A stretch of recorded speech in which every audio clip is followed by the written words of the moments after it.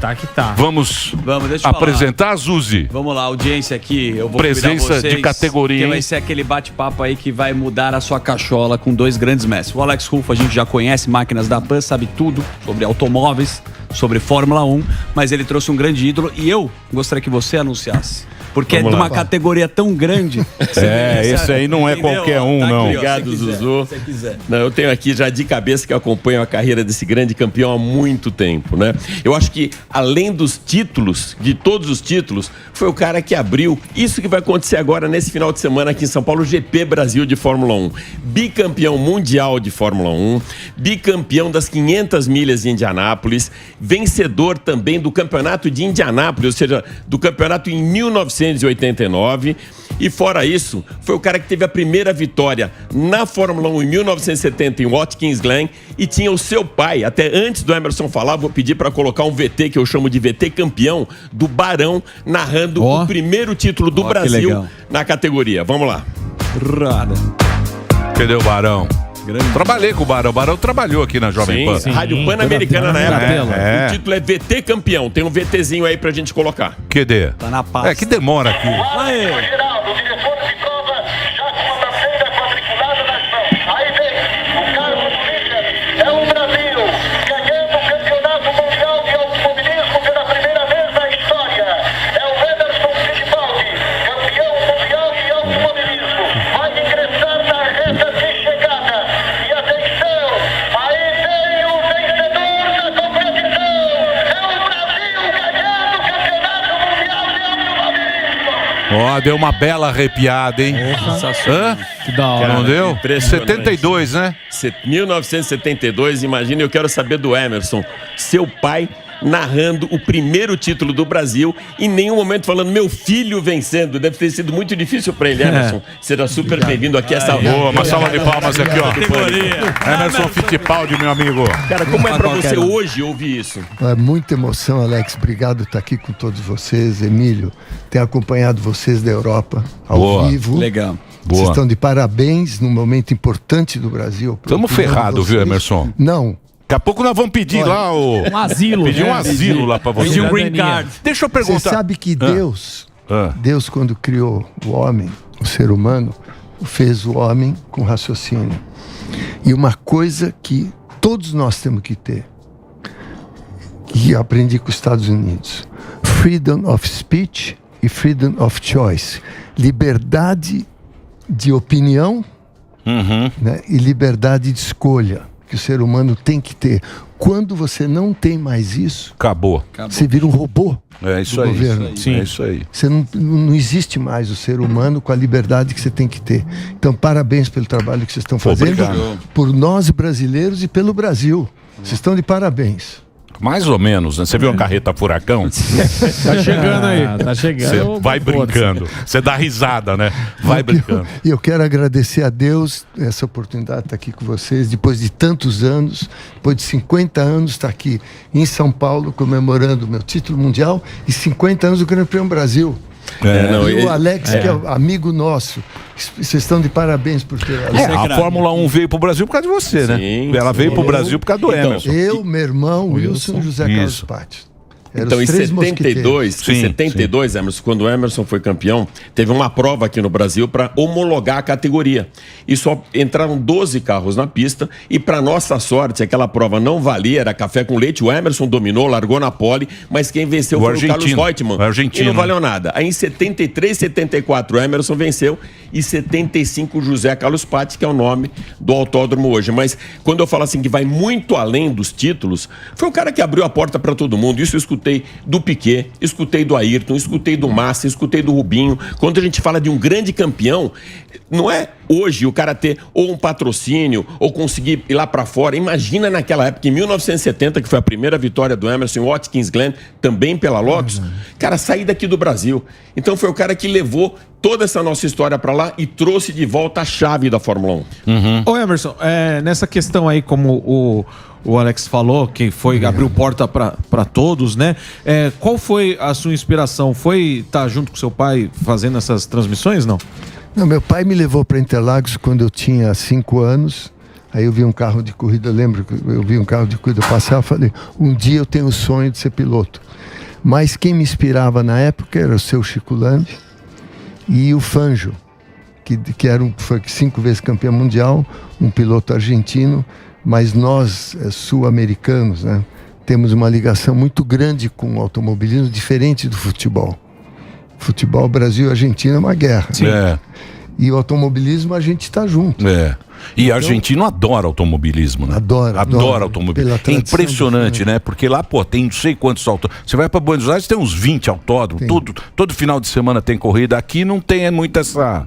Não sei se é porque é mais caro, se não está... E com uma consciência diferente, Emílio, o brasileiro, ele cultua o super-herói. Eu sempre falei isso aqui no programa. Ou seja, o cara tem que ser campeão, tem que largar na pole. E a Argentina não, eles são apaixonados pelo esporte. O maior exemplo é quando tem o rally ali na região de Córdoba, o WRC tirou o rally de Córdoba, por quê? Porque os caras são tão aficionados, tão apaixonados, que eles pulam no meio do trecho lá da estrada, querem fazer foto encostando no carro. Eles invadem. Então, por falta de segurança, exatamente por serem muito fãs de automobilismo, o rally acabou saindo.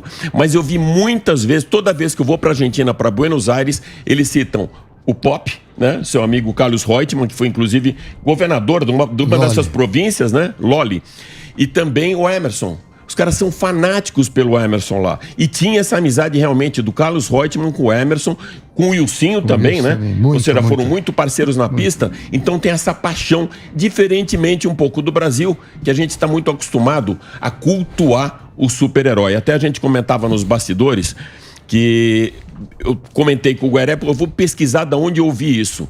Que o Osiris Silva, quando se reuniu com o comitê do Prêmio Nobel, ele perguntou para os caras por que o Brasil não tem um prêmio Nobel. Tantos países da América Latina têm, por que nunca foi consagrado um brasileiro com prêmio Nobel?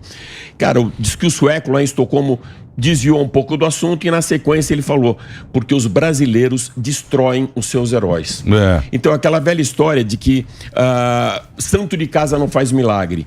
E eu vi isso muito do lado do Emerson, trabalhando junto com ele. O Emerson foi consagrado uma rua para ele na Flórida, em Miami, Fittipaldi Way. Eu tive o prazer de participar desse momento com o prefeito. Até hoje, quando tem qualquer coisa em Miami, o Emerson é exaltado lá. Você vai para uma pista, 500 milhas de Indianápolis, ele não consegue andar. Ou seja, o público é completamente fanático. E aqui no Brasil, a gente vê uma coisa um pouco diferente. Desculpa até agora entrar numa polêmica, né? Sair um pouquinho da pista de corrida. Eu presenciei situações como em Araraquara, ele com uma fazenda totalmente produtiva, e pegarem um pedaço da fazenda dele para transformar num lixão.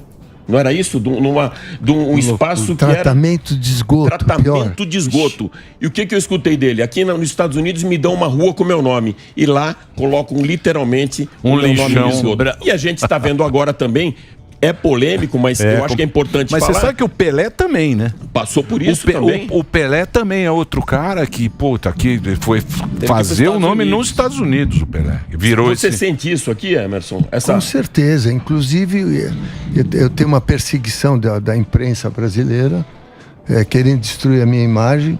Até há uns anos atrás, um canal de televisão fez um programa dizendo que eu estava com as dívidas. Eu falei, estou com as dívidas, vou pagar, graças a Deus, já paguei mais de 92% tudo, mas continuo me detonando. Sim. E eu tenho 2 advogados muito bons, o Dr. Lucas Gebaile, que está cuidando de tudo, e o Dr. Paulo Savaia, que eu já estou praticamente liquidado com tudo. Isso foi aquele evento? Foi o evento que você teve? Foi o evento, foi várias coisas que aconteceram no Brasil. Mas a promessa que eu fiz era o mais fácil de tudo, era você pedir como que se fala em português? Você pedir anulação? Não, anulação não. Em falência. E aí você não paga ninguém. Eu falei, vou pagar, vou cumprir, e graças a Deus hoje já estou 92% das dívidas pagas, como eu prometi. Então é muito ruim as notícias que continuam mandando no Brasil. Inclusive no Pânico, hoje eu vi os caras comentando, esse cara tá devendo, não paga ninguém. Não, mas aqui de favor. Aqui a nossa audiência, nossa audiência é maluca. Comentários. Nos comentários. Então eu quero deixar claro, porque isso é a verdade e a realidade da minha posição. Então, através de vocês, eu estou falando uma coisa que é um canal de comunicação fantástico que vocês têm com o Brasil. Eu sei que tem milhares de ouvintes e telespectadores agora vendo o nosso programa. Eu estou declarando, é a realidade e a verdade do fato é essa. Não o que a imprensa está escrevendo, como muitas outras coisas no Brasil que está acontecendo, que nós sabemos, acompanhando o programa de vocês. Que legal. Tudo que está acontecendo. Então é importante, graças a Deus, eu prometi e estou cumprindo. Isso é sensacional. Pagar as dívidas é uma das coisas mais fantásticas da vida. Parabéns. Não, e o chato, Zuc, é que toda vez que vem, por exemplo, GP Brasil de Fórmula 1, ou 50 anos do primeiro título mundial, ao invés de enaltecerem isso, a história, vem um efeito colateral negativo junto. Mas deve aqui. É igual o Neymar com a receita. É igualzinho. Exatamente. Mas eu imagino. O brasileiro trata mal os seus ídolos. Não reconhece. A gente esquece. Não, trata mal. Não, a gente, você pega o Guga, que foi um baita de um tenista. Ninguém reconhece. Robert Scheidt. Pode pegar. O maior medalhista olímpico pro cara aí pra baixo. Pode ser recente, Anderson Silva, o próprio Neymar. Bom, mas interessa que eu queria voltar para as pistas aqui. Foda-se o Brasil. Foda-se o Brasil. Brasil. O negócio é Estados Unidos. Foda-se. Só fazer uma questão. Vamos falar. Volta para as pistas. Foda-se. Brasil. Você não quer saber. Quero saber do Brasil. Ele mora nos Estados Unidos, esse país tupiniquim de merda. Cuja capital é Buenos Aires, pô. O Brasil é uma Ferrari que tem que ser muito bem pilotada. O problema do Brasil é que guia em Brasil. Não é todo mundo que sabe dirigir. O Brasil é uma Ferrari. Deixa eu falar sério. Não, porque senão a gente fica chorando as pitangas aqui, não é pra isso, a gente quer. Exato. Você pegar uma garrafa. A gente quer saber o seguinte: esse automóvel, o Carlos lançou, homenagem ao Emerson. Você trouxe a. Tem imagens dele aí, tem um ilustra aí pra gente ver desse Lotus espetacular, 8 exemplares. 15 milhões de reais, é isso, né, Emerson? Eu acho que é perto de 3 milhões de libras. 2 milhões e meio de libras. Que dá mais ou menos isso, mais ou menos 15 milhões de reais. E a inspiração é o 72D que você foi campeão. Esse carro que eu ganhei há 50 anos atrás. Exatamente esse carro. E o carro vai aparecer agora nessa homenagem. Esse é o teu carro, né? Que é o John Player Special. Essa época de costeleta e aquele óculos, né, Emerson? Isso. Que era tua marca, a tua assinatura, época hippie do mundo. Essa época cigarro não dava câncer. Putz, que é a época do John Player. Fumava no carro. Não dava câncer no cigarro. Passou depois. Matava 2 dias. Que deu o carro? Esse vai aparecer na sequência. Se puderem um pouco, aí já começa a aparecer. Tem um momento que aparece os dois lado a lado, tá aí. Nossa. O carro anda muito, ele faz 0-300 em 9 segundos. É um dos carros mais rápidos do mundo. 2.000 cavalos. Torque absurdo, imagina. Elétrico. 4 motores elétricos. 2.000 cavalos o carro tem. Sem pressa? Nossa Senhora. Puta, olha que puta máquina, hein? Espetacular. Deixa o fim de semana volta pro Corsinha. Só 8, né, Emerson? Só fizeram 8. Porque hoje só tem 8 Lotus 72 andando no mundo existente. Olha, então fizeram, alinharam com a competição. Com os... Pô, que homenagem, hein? Que homenagem, hein? Receba! Pô, muito bacana, muito bacana. Emerson, falando de carro, desde a época que você corria, você chegou a entrar em algum carro novo para fazer um teste, dar uma volta para ver qual é a diferença? Como é que você se sentiria hoje, pilotando os carros de hoje? Eu, há 5 anos atrás, eu pilotei a Lotus do Kimi Räikkönen em Paul Ricard, e o piloto de teste falou para mim: Emerson, o freio é muito bom, a aerodinâmica é muito boa, você vai ver o que freia. Então eu já saí com isso. Aí eles me mostraram o volante, todas as regulagens que tinham no volante, e o engenheiro me ensinando. Depois de uns 15, 20 minutos que ele estava falando comigo, eu falei: regula você de fora o que você acha melhor, eu quero só guiar e curtir o carro. Eu não vou mexer em nenhum botão do volante, eu quero só curtir o carro. Aí ele falou: você vai ver o freio. Eu passei na frente dos boxes, no circuito Club Meet, o circuito curto lá de Paul Ricard. Eu passei na frente dos boxes, tinha uma curva de 90 graus à direita. Quando eu freiei tanto que parei. Os caras quebrou o carro, não eu que parei. De tanto que o freio. É totalmente diferente. A pressão aerodinâmica, o freio é impressionante. E um carro muito fácil de pilotar. Então não tinha diferença de curva baixa, média velocidade ou alta. O carro muito inteiro, fácil de pilotar. Só que eu estava falando com o Alex, no último meio segundo que faz a diferença dos pilotos.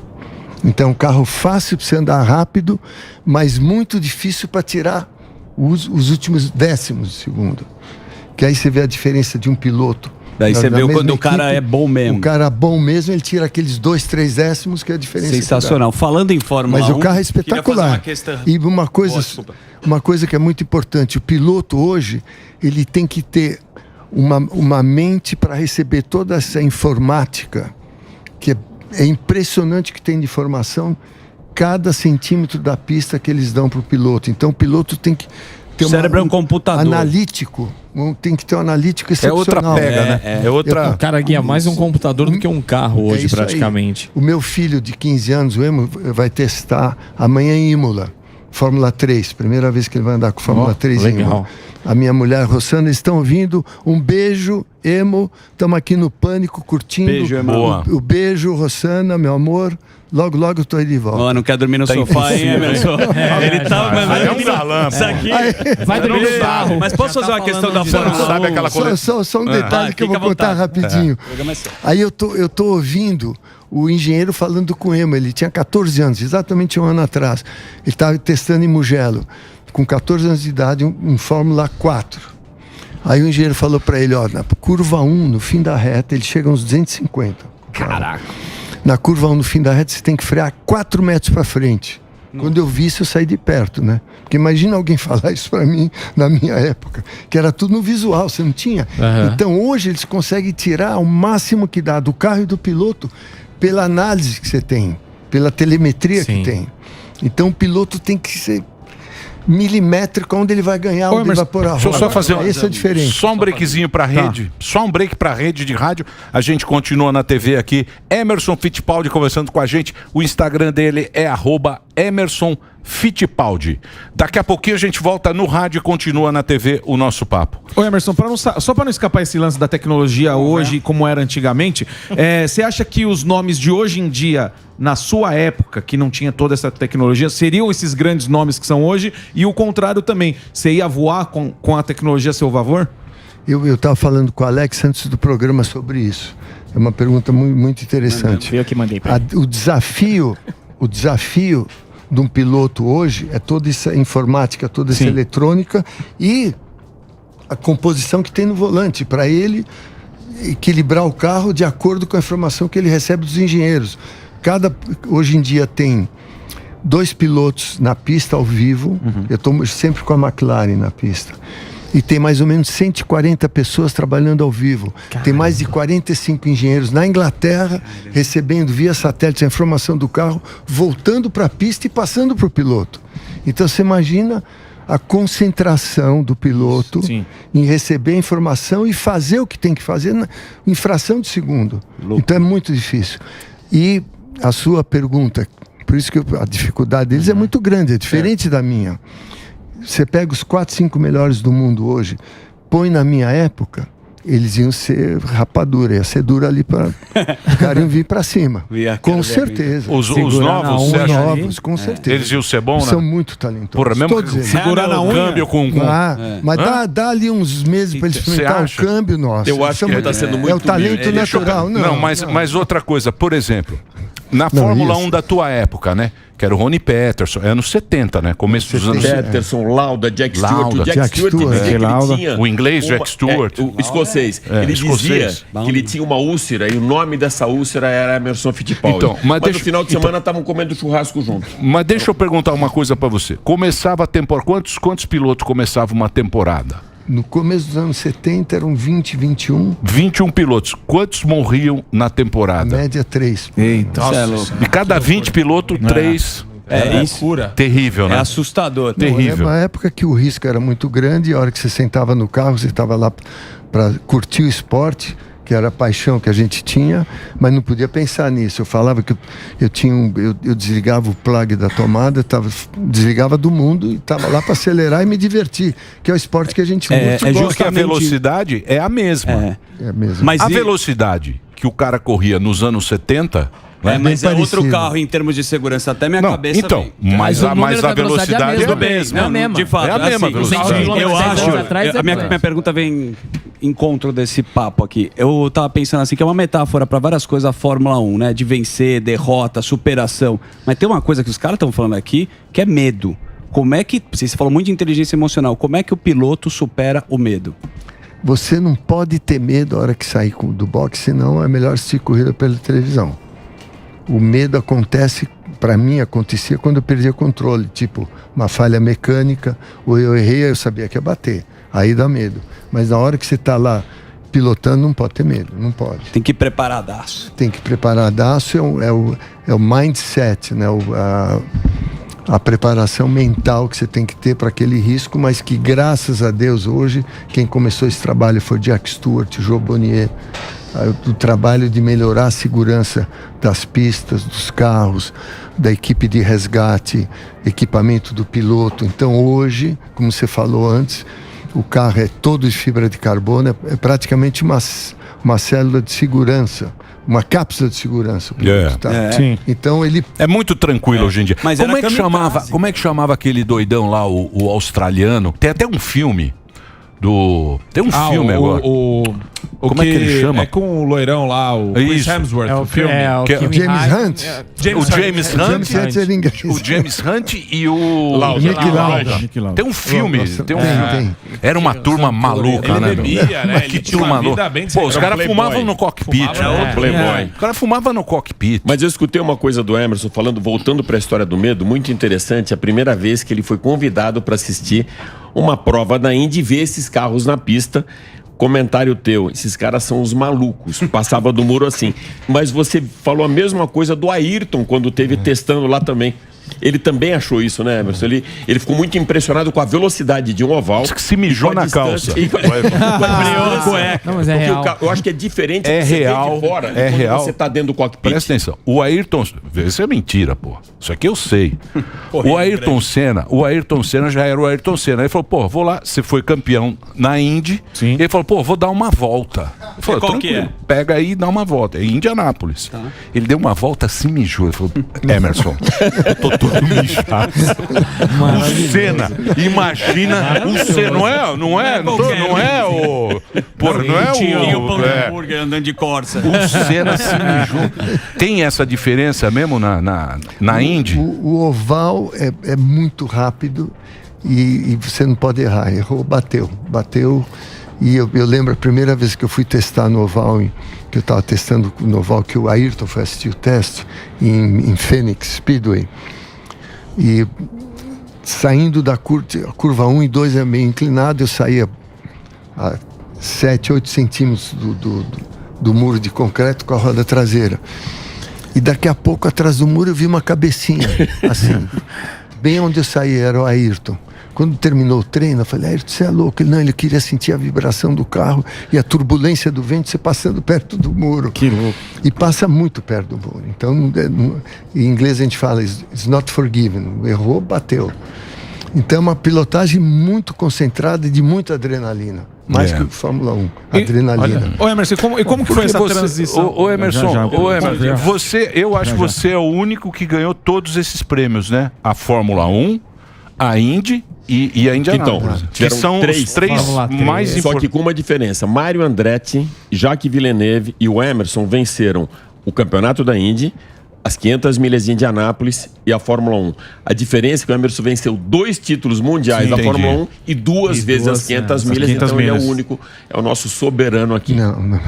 Eu queria saber essa transição, como foi essa transição da Fórmula 1 para a Fórmula Indy, tendo em vista todas essas adversidades aí, né? Para mim foi um desafio quando eu cheguei lá, porque primeiro fui muito bem recebido pelos americanos. E eu perguntei para eles o que eu tinha que fazer e o que eu não podia fazer no oval. Eu lembro que o AJ Foyt me levou num carrinho de golfe e estava o Mário Andretti testando E aí ele falou, Emerson, primeira coisa, se sair a traseira do carro, você não corrige para corrigir, porque se você corrigir, dar overcorrect, corrigir um pouco demais, a frente vira e você vai de frente pro muro. E o americano, quando sai a traseira, ele vira o volante para dentro para virar e o carro vai para dentro na curva. Mas eu nunca consegui trocar o chip. Toda vez que saiu a traseira eu corrigia. Contrário do que eles falaram. Porque é um instinto automático que eu tinha desde o kart de corrigir. E o acerto do carro é muito diferente. Porque como só vira para a esquerda, a suspensão dianteira direita é diferente da esquerda, a traseira é igual, o carro vem inclinado na reta, o caster, câmera é diferente, que é tudo... Por exemplo, na reta, o carro puxa para a esquerda. Você vem na reta como se o carro tivesse... Quando você entra na curva, você solta o volante e ele entra sozinho. Caraca. Então é um negócio totalmente diferente. E que levou um tempo para se adaptar. Demora, mas é uma tecnologia... É um tipo de acerto do carro diferente da Fórmula 1. Mas era um desafio e eles me ajudaram. Os americanos recebem... Isso é uma coisa que tem que aprender com o americano. Não interessa a nacionalidade, a raça, a religião. O americano recebe um atleta sempre de braço aberto. Faz uma estátua e respeita. Respeita Posso fazer uma pergunta? Os vencedores. Com relação à Fórmula 1 hoje, qual é o maior piloto que existe hoje, na sua opinião? E a melhor equipe também? Porque muita gente achava que a Ferrari ia voltar. E parece que não deu muito certo isso. Essa perspectiva não funcionou. Qual que, na sua opinião, é o grande nome aí e a equipe que vai se estabelecer como a soberana? Eu acho que o Max Verstappen, dos jovens que entraram na Fórmula 1 há pouco tempo, ele é um talento excepcional, ele é muito rápido, com todo respeito para os outros, Lewis Hamilton, Leclerc, são pilotos fantásticos. E a Ferrari, na minha opinião, é muito rápida. É o carro mais rápido que tem hoje, na média dos circuitos. É uma equipe que também está muito bem estruturada, fizeram alguns erros de estratégia de corrida, troca de pneu, parada de boxe, mas a Ferrari está muito forte, muito forte. E obviamente a Red Bull é um carro que está constante o ano inteiro, com um acerto muito bom estratégico da equipe. Entendi. Então, você acha que vão estabelecer um teto para os carros que justifique uma competição mais equilibrada? Que nem fazem com os times de futebol americano para compra de jogador. Teto de gasto. Já tem um teto. Mas eles não estavam repensando isso daí? Não. Já tem um teto de limite de gasto, de investimento de cada equipe que tem que ter. E hoje a Fórmula 1 está espetacular. Você vê que os tempos estão muito perto um do outro. Esse fim de semana em Interlagos vai ser fantástico. Nós vamos ter aquela pré-corrida no sábado. É o Sprint Race. Sprint Race, que é uma classificação para a corrida. Sim. Então o público brasileiro vai poder ver 2 corridas de Fórmula 1. Você vai estar lá? Com certeza. Você vai estar lá e vai espetacular comemorar 50 anos do Grande Prêmio E Brasil. essa tua Lotus aí? A Lotus... Você ganhou uma ou não? 15 milha? Vale 15 milha. Tá aqui na garagem. Você não ganhou essa Lotus? Ainda não. Só ganhou a assinatura, só ganhou pela assinatura. Ô Emerson, e você também, na Itália, você também é muito querido, né? Na Itália. Você foi candidato agora. O que é aquilo lá? O oriundi... Como eu sou, meu avô é italiano. Então você é italiano. Eu tenho passaporte italiano. Eles têm, a Itália tem senadores que podem ser eleitos em 4 partes do mundo: Oceania, Europa, América do Norte e América do Sul, América Central e do Norte. E eu fui candidato pela América do Sul. Eu ganhei em todos os países da América do Sul, com exceção do Uruguai e da Argentina. Que tinha na Argentina tinha um forte lá também, né? Mas foi aí tem parecido com a eleição aqui no Brasil. Ah, é? Eita! Sério? Apareceram muitos votos errados, fraudulento. Eurico Miranda. Eurico Miranda na urna. Então Eurico Miranda quando ele entra. O Miguelito. Em Brasília tem tem vários ali. E está na justiça italiana. Vai ter um julgamento agora e esse partido argentino, fundado na Argentina, que teve essa fraude, que está acusado, eu não vi, mas um partido contra eles na Argentina que acusaram eles. Então vamos ver, ainda vai... A água está rolando aí, Emílio. Entendi. A eleição lá foi meio meio danada. Entendi. Mas nós estamos forte. Eu queria agradecer a todos que votaram em mim. Eu ganhei no Brasil, todos os países da América do Sul, menos Argentina e Uruguai. Boa. E aqueles eventos que você tomou um cano, né? Lembra? A gente fez aqui aquele evento do elétrico, né? Não. Do WEC.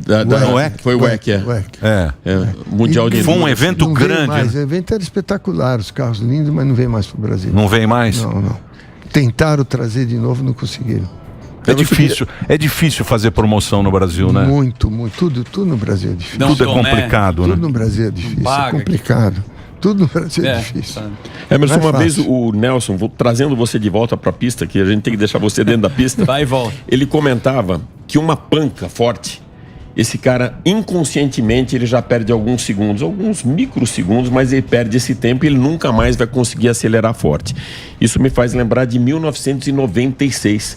Em Michigan, eu vou até pedir para colocar aí o Ilustra, que é impressionante a panca que você deu. O Greg Moore te tocou, acho que foi isso, né? O carro explodiu, na verdade, a cápsula ficou lá intacta, mas o que você tem para colocar disso aí pra gente? Isso aí é o que me salvou, foi o avanço da segurança no mundo. O carro era inteiro de fibra de carbono, o impacto foi de marcha ré, foram 117 Gs. Eu rompi todas as costelas, tive fratura, o pulmão, sangrou o pulmão, sangramento no pulmão. Foi a maior panca que você já teve na sua vida? Longe, quebrei o pescoço. E quando eu entrei no ambulatório da pista, você viu que o Rescue Team, a equipe de resgate, levou mais ou menos 30 segundos para chegar no carro, de tão eficiente que é. E eu não tinha oxigênio, porque meu pulmão estava sangrando, perfurado. E aí eu entrei no ambulatório, o médico americano falou: Emerson, não dá tempo de dar anestesia. Ele botou um tubo, uma punção, um martelo, martelou, saiu sangue e consegui respirar, que eu estava ali para morrer. Mas é o avanço que a gente falou dos anos 70, não ia escapar. Nos anos 70 ia pro saco. Isso foi a maior vitória para mim, foi a maior vitória da minha vida, foi esse dia. Porque a partir daí, o Alex Dias Ribeiro, que era o presidente de Atletas de Cristo, foi me visitar. Eu estava com o corpo assim todo deformado, mal. Ele entrou assim com a Bíblia na mão. Eu falei: Alex, você vai me dar extrema unção? Ele falou: não, eu vou te apresentar Jesus e vou te apresentar a Deus. Mudou a minha vida. Eu agradeço a Alex, agradeço a Deus. Amém. Porque a partir daí eu entendi como que a Bíblia, como que Deus nos ama, tudo que acontece. Então é importante você ter fé na vida. Eu respeito todas as religiões e o ser humano é criado por Deus, nós somos criados, Ele nos ama e a gente tem que estar alinhado no caminho dele. Isso que é difícil. Bonito. Falou bonito agora, hein? Emílio, eu pedi até para o Luquinha separar uma imagem. Olha só o que é coincidência, que é sincronicidade. Um pouco antes dele entrar na pista, eu fiz uma foto do Emerson orando no cockpit. Foi a última foto do Emerson antes de entrar na pista. Vou pedir para colocar essa aí. Isso foi assim, teve essa foto. É bom fotógrafo. Que foto também. linda, cara. Teve essa foto. O Alex fez em cima do muro, você estava. Exatamente, em cima do muro. Eu só fico em cima do muro para fotografar, tá, gente? Aí fiz a foto e ele orando. E tem uma história que ele nunca ficou sabendo. Eu mandei essa foto, um painel grande para ele autografar para mim. Só que o Emerson chegava no escritório da Rebouças, tinha a secretária dele, que era a Kátia, e ela chegou depois. Era pra ele me autografar. Ele liga pra mim agradecendo a foto. Então a foto ficou pra ele. Devolve agora, Emerson. Tá lá. Eu vi hoje a evolução. A foto era pra ele. Agora, vou trazer uma de bastidores espetacular, que tem muito a ver aqui com a Jovem Pan, do Barão. O Emerson conseguiu pra mim uma entrevista, Emílio, com o Barão, para a revista Autosprint italiana. E eu fui lá pro Guarujá, isso foi em 1995. E comecei a... Você lembra da história da casa do Emerson no Guarujá, que levava todos os pilotos? Sim. Todo mundo sabia disso. Eu apurei isso com o Barão e descobri que era uma grande balela. O Barão ficou bravo comigo, porque a hora que eu cheguei eu falei assim: o Emerson inclusive tem uma história aqui com o Guarujá, uma história forte da casa dele e tal. O Barão parou, ele tava numa muretinha assim, olhou para mim: é tudo mentira daqueles moleques, diga-se, Emerson e Wilson. Eu falei: por que, Barão? A casa era minha, com o dinheiro que eu ganhei na Rádio Pan-Americana. Sabe o que esses dois moleques fizeram? Compraram um terreno atrás, puseram um portãozinho, fizeram uma piscina e o Emerson andava pela praia convidando todo mundo e a dona Júzi que tinha que ir pra cozinha. É isso, não? Isso que é legal. Pô, mas isso é maravilhoso. A gente gosta desses bastidores, assim. A Fórmula 1 tem backstage. Aí eu fui no Casa Grande e o Martinho da Vila estava tocando lá com o grupo dele. E os pilotos estrangeiros vinham. Eu falei, Martinho, vamos lá pra casa ver ele, abando todo mundo. E os pilotos de Fórmula 1 ouviram o Martinho. E o Martinho da Vila, a Marilena estava grávida da Juliana, e o Martinho da Vila falou, quando é que ela vai nascer? Eu falei, vai nascer em julho. Então tem que ser Juliana, foi o nome da minha filha. O Martinho que batizou. Quem foi teu brother assim dessa antiga aí, de Fórmula 1? Tinha amizade? Tinha. Amizade e aquele risco que a gente vivia. Então a gente estava o tempo todo juntos, né? Era diferente. Principalmente no começo, o Jack Stewart e o Ronnie Peterson foram os melhores amigos que eu tinha. E o Carlos Lolli, o Carlos Reutemann também, que ficava junto. Obviamente, no começo estava eu. O Ronnie Peterson também morreu na pista, né? É sueco, né? Morreu em Monza, um acidente terrível. E até hoje ficou mal explicado, né? Porque ele saiu vivo. Você conversou com ele um pouco antes, né? Eu conversei com ele. Foi pro helicóptero vivo. Ele estava inteiro, aí aconteceu uma coisa. Ele teve uma fratura do calcanhar, estava moído o calcanhar e tinha risco de pedaço de osso ir na artéria e parar no coração. E aí chamaram o médico do Torino, do Juventus, que estava acostumado, né, com jogadores de futebol, veio para Milano, a chance era ou amputa o pé ou faz a cirurgia. Resolveram fazer a cirurgia, durante a cirurgia foi um pedaço de osso no coração e ele morreu, porque foi uma pena, porque era um super piloto, uma pessoa espetacular e muito amigo meu. Muito bem. Putz, você ficaria 12 horas. Eu ficaria a tarde inteira falando aqui com você.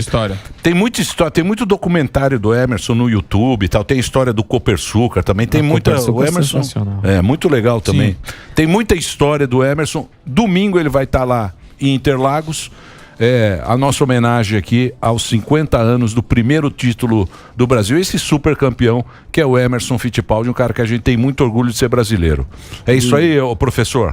Bonito demais. Podemos encerrar ou não? Muito obrigado pela oportunidade e eu fiquei muito feliz com o trabalho que vocês estão fazendo para o bem do Brasil, para as futuras gerações. Tem que continuar isso, porque é importante. Dos netos, bisnetos, tataranetos, espero que vão ter um Brasil melhor e que Deus abençoe vocês num momento muito especial nessa comemoração de 50 anos. É isso aí. Obrigado. Obrigado. Você merece todas as homenagens da torcida. E acredito que vão fazer uma festa bonita pro Emerson. Você vai lá, né? Vou estar lá. Vocês vão tudo de graça, né? Não, e faltou contar os after party, que vocês vão lá no Circo de Soleil. Acesso e restrito. História de after party. Aí eles vão no tapete vermelho. A gente tem que comprar lá atrás da curva do laranja. A gente toma tubaína e o cara só com champanhe cristal. Sobe por cima do pipoqueiro. Inferno pra ele. Muito bem. Obrigado, Emerson. Boa sorte pra você. E domingo todo mundo fazendo homenagem ao Emerson Fittipaldi em Interlagos. É isso, Zuzu? É isso aí, sensacional. Emocionou o Emerson Fittipaldi aqui. Mas